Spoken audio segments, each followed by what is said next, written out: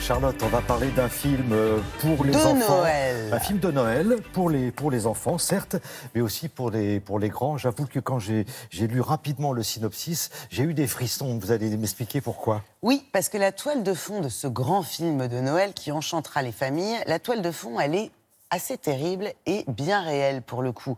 Il s'agit de ce qu'on appelle la chasse en boîte. C'est tout simplement la chasse au lion en enclos, donc en captivité, qui est toujours en vigueur et légale en Afrique du Sud. Donc, Mia et le lion, c'est un film du documentariste Gilles Demestre. Gilles Demestre, il est réputé notamment, on se souvient de son documentaire Le Dernier Cri, qui nous faisait suivre les grossesses aux quatre coins du monde, qui était assez fantastique. Alors, on suit les aventures de la petite Mia.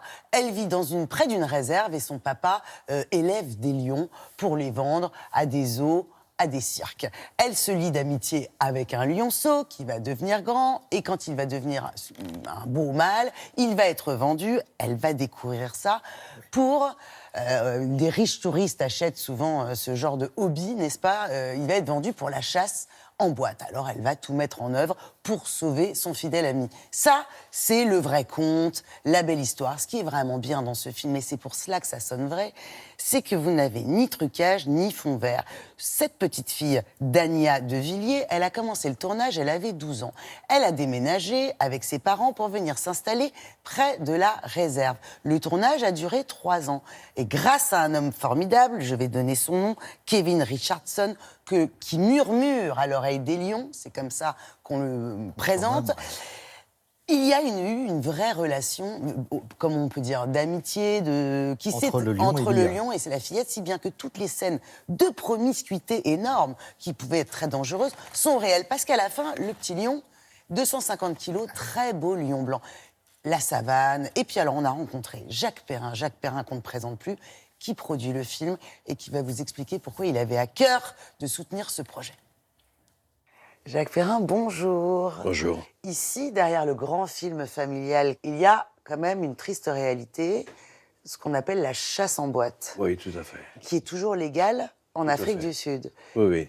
Est-ce que c'est une manière, en produisant ce film, évidemment, de mettre en lumière, de pointer du doigt cette pratique? Ah, bien sûr. Et quand même, l'écriture de la fiction est une arme. Oui. Parce que ça imprègne la mémoire, une histoire que l'on raconte qui est sensible, ça impressionne l'émotion des spectateurs. T'es consciente de la chance que t'as de vivre ici? Mais je veux pas vivre ici. Un lion blanc est né dans notre ferme. T'as de la chance, il t'adore. Il existe des endroits en Afrique où on fait naître des petits lions, on les protège, on les met dans un enclos pendant un certain temps pour qu'ils aient le sens de la liberté et le rapprochement de la nature. C'est très bien. Et ces petits lions sont faits pour aller dans des cirques, pour aller dans des endroits où, malgré tout, ils continuent à vivre. Et en fait, on s'aperçoit qu'il y a des personnes qui se disent chasseurs, des étrangers, des Russes, des gens fortunés, en général, parce que c'est cher. Et qui n'ont de cesse d'avoir comme ambition d'avoir des trophées. C'est ça. Donc, dans leur salon, c'est bien d'avoir une tête de girafe, d'avoir une tête d'un rhinocéros, la tête d'un lion. C'est quand même le roi des animaux. Alors, effectivement, les touristes voient des petits lionceaux, voient des lions qui ont 3 ans, 4 ans, formidables. On les protège, bien sûr, mais on les protège pourquoi? On les protège pour les massacrer. 90% des lions, des fauves, des grands fauves, ont disparu. Il doit partir. Papa, je ferai tout ce que tu veux. Trop tard, c'est terminé. Je vais t'emmener à la réserve. Viens, mon grand. Et tu seras libre. Mia a disparu. Je te jure, je vais la retrouver. C'est une poésie et c'est le sens de la liberté. Et la liberté, c'est rien ne serait plus inhumain qu'un monde où il n'y aurait que des êtres humains. Donc on ne peut pas vivre tout seul. Ce goût du sauvage, de la liberté, ce sont les animaux. C'est l'environnement sauvage qui nous l'enseigne. Donc il ne faut pas perdre ça et ce n'est pas des formules à l'emporte-pièce. C'est qu'il y a un danger, véritablement. Charlie est mon meilleur ami. Je t'aime, mon Charlie. Est-ce que vous pensez que le cinéma peut influencer les mentalités ou est-ce que c'est un doux rêve?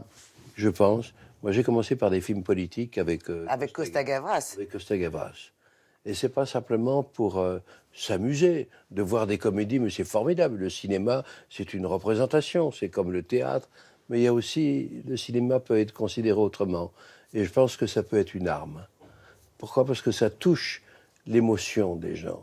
Et avec l'émotion, c'est mieux qu'un discours. Donc je pense que c'est une arme. Je ne dis pas que c'est utile, le cinéma, mais en tout cas, c'est pas inutile. Je confirme. Merci beaucoup, Jacques, et bravo. Merci. Merci à vous. Et ben là, on dit respect. Et on dit bravo, Jacques Perrin. Jacques Perrin, vous savez que c'est un fervent défenseur des grands espaces et des animaux.